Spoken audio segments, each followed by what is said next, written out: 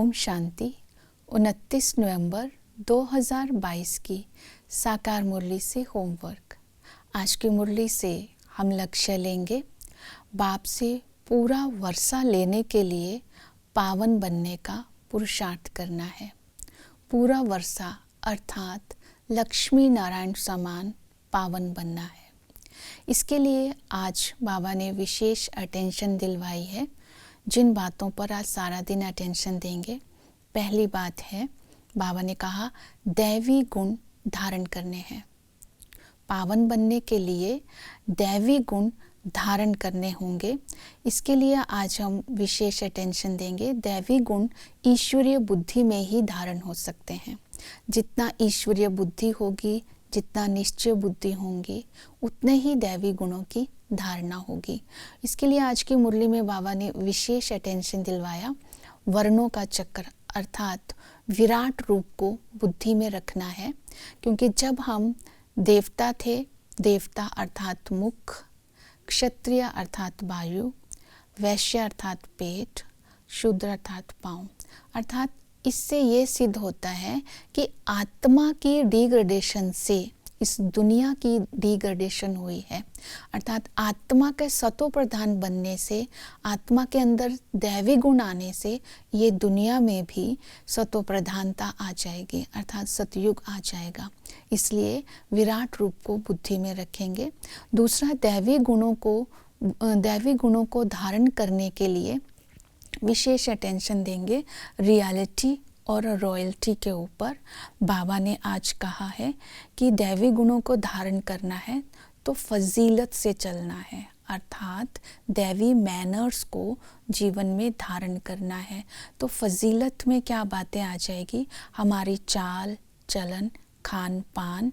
तो बाबा ने कहा तुम्हारा खान पान भी बहुत रॉयल, अर्थात उसमें भी बहुत मैनर्स होने चाहिए। तो ये खान पान के साथ साथ चलन के ऊपर भी अटेंशन देनी है। ये तभी आएंगे हमारे अंदर ये फजीलत, ये दिव्यता, डिविनिटी, जब हम रियलिटी को अपने अटेंशन में रखेंगे। रियलिटी क्या है कि मैं कौन? मैं स्वराज्य अधिकारी आत्मा हूँ। इसकी स्मृति में रहेंगे। स्वराज्य अधिकारी आत्मा मालिक पने की स्मृति से बाबा से प्राप्त हुई शक्तियों को समय प्रमाण, ऑर्डर प्रमाण कार्य में लगा करके हमेशा ही विजयी बनती है। तो दैवी गुण वाली आत्मा हर शक्ति, हर गुण को समय पर यूज कर सकती है। रॉयल्टी में चलन आ जाती है। तो चलन में आज विशेष बाबा ने अटेंशन दिलवाया कि बेहद बाप के साथ वफादार और फरमान बरदार बन कर के चलना है। आज वफादार की यथार्थ अर्थ को स्मृति में रखते हुए अपनी चेकिंग करनी है। हम कितने वफादार हैं?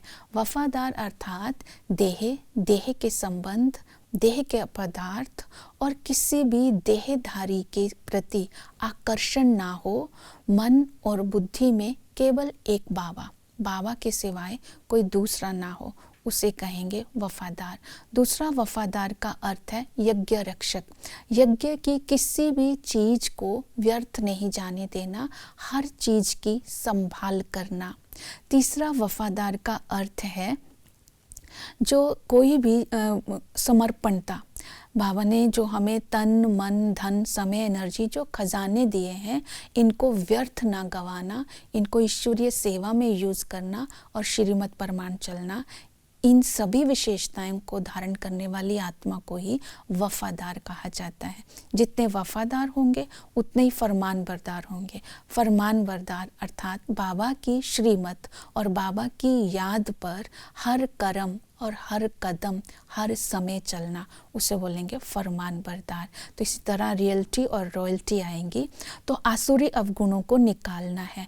आसुरी अवगुण है कि दूसरों की बातों में चलकर अपनी चलन को उल्टा सुल्टा चलन चलना, अर्थात बाबा की बातों को सुना अनसुना कर देना, पर चिंतन, पर दर्शन और विकारी दृष्टि और वृत्ति, इन सबको बोलेंगे अवगुण।